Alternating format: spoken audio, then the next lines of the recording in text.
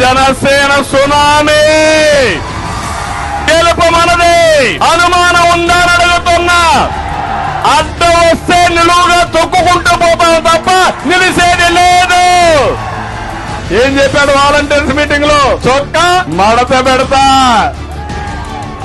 ఏ తమ్ముళ్ళు మా తమ్ముళ్ళు ఏం చేస్తారని అడుగుతున్నా నేను.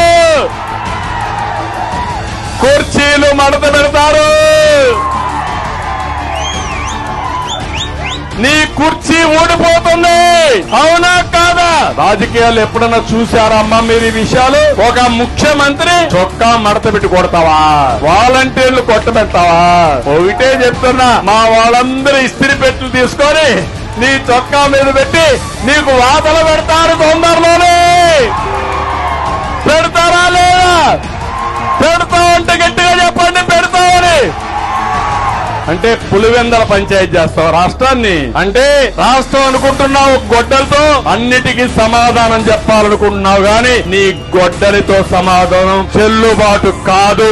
ఇది ఆంధ్రప్రదేశ్ రాష్ట్రం, తెలుగువారి పౌరుషం. అవునా కాదా అని అడుగుతున్నా.